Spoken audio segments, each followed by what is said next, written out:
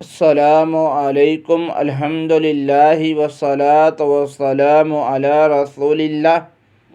اما بعد وقال اللہ عز وجل واعتصموا بحبل اللہ جمیعا۔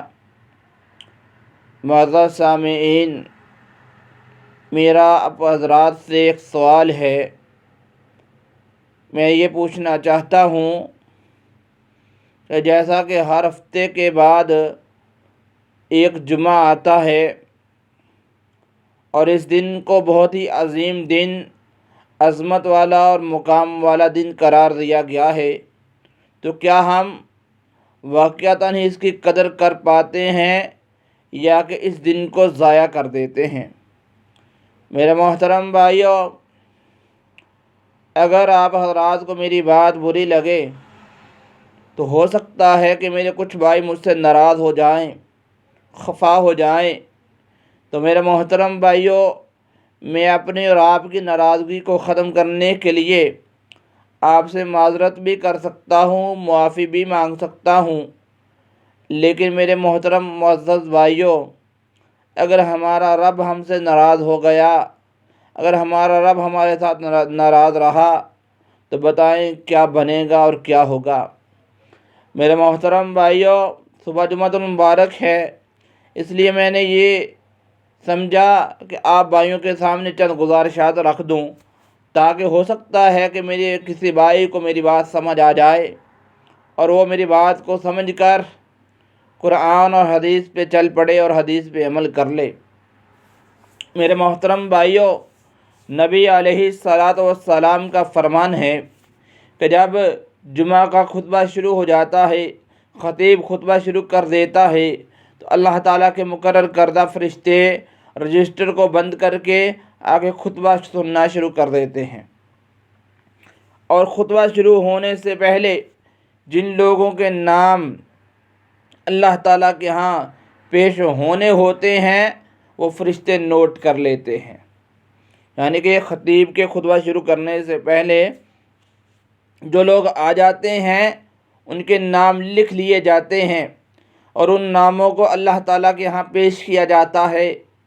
تو میرے محترم بھائیوں، جو بھائی بعد میں آتے ہیں ان کا نام نہیں لکھا جاتا، اور بہت سارے میرے بھائی ایسے بھی ہیں کہ جو جمعہ کی نماز کے لیے تو آتے ہیں لیکن ظہر کی نماز کا ثواب لے کے جاتے ہیں، جمعہ کا ثواب ملتا ہی نہیں ہے، کیونکہ اللہ کے نبی علیہ الصلاۃ والسلام کا فرمان موجود ہے کہ بہت سارے ایسے لوگ کہ جو آتے ہیں، نماز کے لیے آتے ہیں، جمعہ کے لیے آتے ہیں،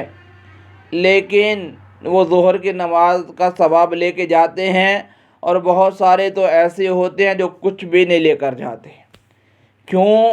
کہ ہم لوگ بعد میں آتے ہیں اور سب سے آگے ہو کے بیٹھنے کی کوشش کرتے ہیں۔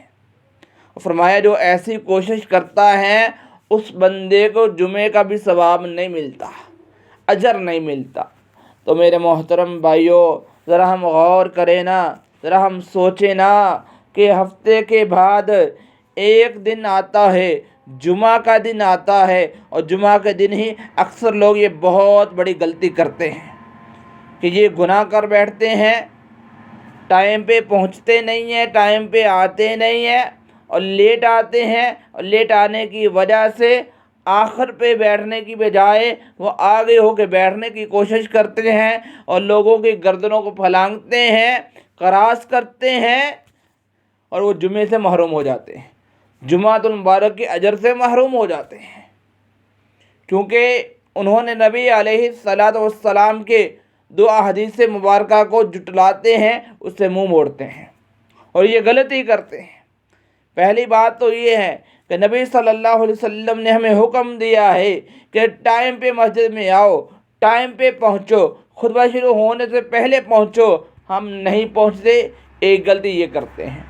اور دوسری غلطی یہ کرتے ہیں، نبی صلی اللہ علیہ وسلم نے فرمایا کہ جب جمعہ کا خطبہ شروع ہو جائے، جو مسجد میں آئے اس کو جہاں جگہ ملے وہیں بیٹھ جائے، لیکن ہم بیٹھتے نہیں ہیں، ہم گردنیں پھلانگتے ہیں، گردنیں کراس کرتے ہیں اور آگے ہو کے بیٹھنے کی کوشش کرتے ہیں۔ تو میرے محترم بھائیوں، میری اللہ تعالیٰ سے دعا ہے کہ میرے بھائیوں کے چہروں کو اللہ تعالیٰ اس دنیا میں بھی روشن رکھے اور کل قیامت والے دن بھی روشن فرمائے اور ہمیں جہنم کی آگ سے بچائے۔ تو میرے محترم بھائیوں، میری آپ سے یہی گزارش ہے کہ میرے بھائیوں، اس مبارک دن کے اجر کو، ثواب کو ضائع مت کریں،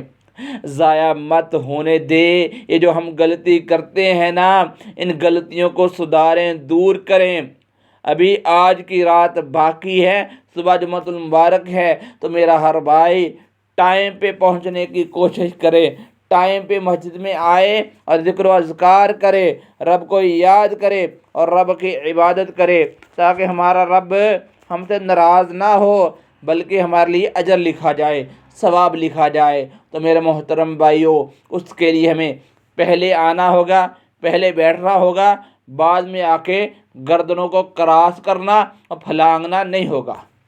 تو اس لیے میرا ہر بھائی یہ کوشش کرے کہ جمعہ کا خطبہ شروع ہونے سے پہلے مسجد میں آئے اور ان غلطیوں سے بچے۔ اللہ تعالیٰ سے دعا ہے کہ اللہ تعالیٰ حق بات کو سمجھ کر اس پر عمل کرنے کی توفیق عطا فرمائے۔ وما علینا الا البلاغ المبین والحمد للہ رب العالمین۔